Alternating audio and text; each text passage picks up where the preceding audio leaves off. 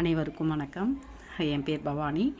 நான் வந்துட்டு ஒரு கல்லூரியில் உதவி பேராசிரியராக பணிபுரிஞ்சிட்ருக்கேன்.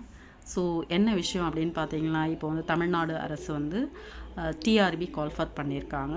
ஸோ இது 2019 கால்ஃபர் பண்ணாங்க. தென் 2024 கால்ஃபர் பண்ணாங்க. பட் அதுக்கான எந்த முயற்சியும் எடுக்கப்படலை. போஸ்டிங் எதுவும் போடல. இப்போ அகைன் கால்ஃபர் பண்ணியிருக்காங்க.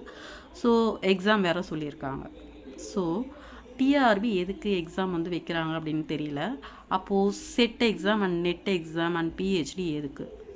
ஸோ இந்த நெட்டு செட் எக்ஸாம் அவ்வளோ ஈஸி கிடையாது பாஸ் பண்ணுறது, சரிங்களா? அவ்வளோ கஷ்டப்பட்டு பாஸ் பண்ணி இப்போ அகைன் டிஆர்பி எக்ஸாம் வைக்கிறாங்க அப்படின்றதுனா எதுக்கு அப்படின்னு தெரியல. ஓகே, போட்டோம். ஸோ அதுக்கு சேலரி அக்யூட்டன்சி வாங்கணும், எக்ஸ்பீரியன்ஸ் சர்டிஃபிகேட் வாங்கணும், அட்டண்டன்ஸ் வாங்கணும். இதெல்லாம் எதுக்கு? ஸோ ஒரு எக்ஸாம் எழுதுறதுக்கு அவங்களோட குவாலிஃபிகேஷன் மட்டும் இருந்தால் போதாதா? ஓகேவா? ஸோ இதெல்லாம் நாங்கள் போய் வாங்கிறதுக்கு எவ்வளோ கஷ்டப்படுறோன்னு உங்களுக்கு தெரியுங்களா? ஸோ அதை அனுபவிக்கிறவங்களுக்கு மட்டும்தான் தெரியும், அந்த கடவுளுக்கு தெரியும். ஸோ இந்த எக்ஸ்பீரியன்ஸ் சர்டிஃபிகேட் வாங்கிறதுக்கு போனால் அதில் பிரின்சிபல் சைன் பண்ண மாட்டாங்க, செக்ரட்டரி சைன் பண்ண மாட்டாங்க. அப்படி உங்களுக்கு சேலரி அக்யூட்டன்சியும் அட்டண்டன்ஸும் சைன் பண்ணி கொடுக்கணும் அப்படின்னா 1 இயருக்கு you have to pay 1000 rupees. So இது எல்லா காலேஜுமே நான் சொல்ல, ஒரு சில காலேஜஸில் கொஞ்சம் கூட ஈவு இறக்கமே இல்லாமல், மனசாட்சி இல்லாமல் 5000 ரூபா கேட்குறாங்க இந்த எக்ஸ்பீரியன்ஸ் சர்டிஃபிகேட் கொடுக்கறதுக்கு. எக்ஸாம் ஃபீஸே 600 rupees தான். ஸோ எங்களுடைய நாங்கள் ஒர்க் பண்ணதுக்கான ஒரு பணி அனுபவ சான்றிதழை கொடுக்கறதுக்கு நாங்கள் காசு கொடுத்து வாங்கணுமா? இது எந்த விதத்தில் நியாயம் அப்படின்றது தெரியலங்க. ஸோ என்ன சொல்கிறது, பணம் சம்பாதிக்கிறது மட்டும்தான் நோக்கமா அவங்களுக்குலாம்? எங்களுடைய கஷ்டம்லாம் புரியாதா? எத்தனை வருஷமாக நாங்கள் கஷ்டப்பட்டுட்ருக்கோம் ஒரு காலேஜில் போயிட்டு நிரந்தரமாக ஒரு பணியில் சேரணும் அப்படின்றதுக்காக.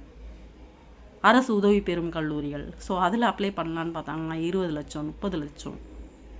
சார், நான் இவ்வளோ வருஷம் எக்ஸ்பீரியன்ஸ் இருக்குது, நான் ஃபுல் குவாலிஃபைடு, பட் எனக்கு வேலை கொடுங்க அப்படின்னு கேட்டால் அதெல்லாம் பேசாதீங்க, பணம் இருக்கா சொல்லுங்கள் அப்படின்னு கேட்குறாங்க. ஸோ அதெல்லாம் போகட்டும். சரி, கவர்மெண்ட் காலேஜஸில் கால்ஃபர் பண்ணியிருக்காங்க, சரி அப்ளை பண்ணலாம் அப்படின்னு பார்த்தா இந்த மாதிரி கொடுமைகள். என்ன சார் பண்ணுறது? நாங்களாம் என்ன பண்ணுறது? என்ன பாவம் பண்ணோம் அப்படின்னு தெரியல. இன்றைக்கி வரைக்கும் 56 57 ஏஜ் வரைக்கும், ரிட்டைர்மெண்ட் ஸ்டேஜ் வரைக்கும் இன்றைக்கி அப்ளை பண்ணிகிட்ருக்காங்க. பட் அவங்களுக்கு தேவையான விஷயங்கள் எதுவுமே கிடைக்கிறது கிடையாது ஈஸியாக, சரிங்களா? எத்தனை நாள் காலேஜுக்கு லீவ் போட்டுட்டு நாங்கள் சுற்றிட்டுருக்கோம் தெரியுமா? இந்த எக்ஸ்பீரியன்ஸ் சர்டிஃபிகேட்டு, சேலரி அக்யூட்டன்சி, அட்டண்டன்ஸ் இதெல்லாம் வாங்குறதுக்கு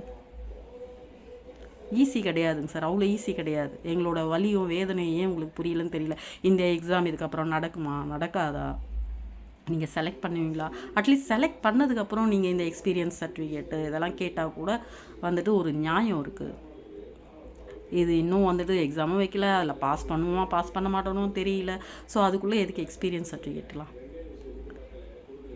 என் குவாலிஃபிகேஷன் மட்டும் இருந்தால் போதாதா இந்த எக்ஸாம் எழுதுறதுக்கு?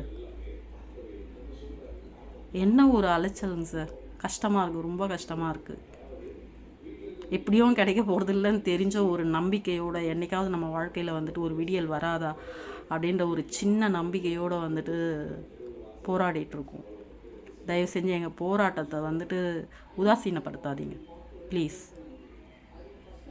இது எனக்கான பதிவு இல்லை. என்ன மாதிரி ஆயிரக்கணக்கான பேர் இன்றைக்கி கஷ்டப்பட்டுட்ருக்காங்க. ஸோ அவங்களுடைய மனக்குமுறல்களில் தான் நான் இங்கே குவிச்சிருக்கேன். தயவு செஞ்சு மனிதாபிமானம் இருக்கிறவங்க புரிஞ்சுக்குவோங்க தயவு செஞ்சு.